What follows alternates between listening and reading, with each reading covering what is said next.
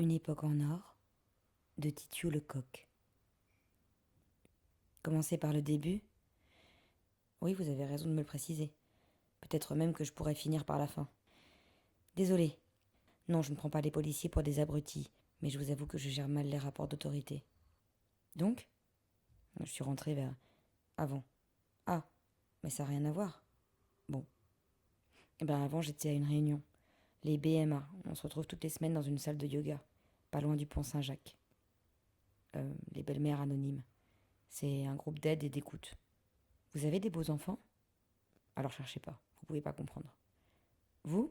Oui? Ah, vous savez, c'est ouvert aux hommes aussi. Vous devriez venir un jour, ça peut vous aider. Bref, ça s'est fini à 21h, j'ai pris le tramway numéro 2. Je suis arrivée chez moi vers 21h15, j'imagine. Dans la rue, j'ai dit bonjour à Mourad, l'épicier. Il était en train de jouer aux échecs devant son magasin. Je cherchais mes clés quand Valérie a ouvert la porte de l'immeuble. Cette semaine, c'était à elle de sortir les poubelles collectives. On fait ça à tour de rôle, ça coûte moins cher au proprio. Son prétexte, c'est qu'on n'est que 3 logements dans l'immeuble. Elle était, normale, désagréable, paranoïaque, passive-agressive. Elle râlait parce que la mairie a changé les jours de ramassage des ordures. Elle soupçonnait les éboueurs d'en profiter pour sauter des rues. Vous voyez le niveau de la meuf. Une personnalité typiquement relou. C'était une discussion classique entre voisines. D'ailleurs, les éboueurs sont bien passés. Je les ai entendus plus tard dans la soirée. Voilà, c'est tout. Non, elle n'avait pas l'air perturbée. Elle était aussi pénible que d'habitude. Son mari?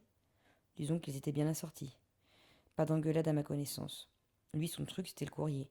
À chaque fois que je le croisais, il me demandait si j'avais reçu du courrier, si j'avais vu le facteur, à quelle heure.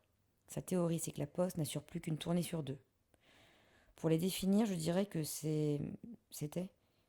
Elle, elle n'a rien. Et lui? Il est à l'hôpital. Oh, ça va, vous pouvez me le dire. Grièvement blessé. Ok.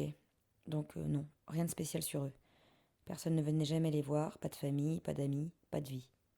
Je pense qu'ils n'étaient pas loin du zéro absolu de l'existence. La non-existence. Quoique, visiblement, je me trompe sur toute la ligne. Voilà. Je suis désolée, mais je vois pas ce que je peux vous dire de plus. Une époque en or de Titiou Lecoq. Lu par Pauline Ziadé. Une époque en or de Titiou Lecoq. Apparu aux éditions L'Iconoclaste.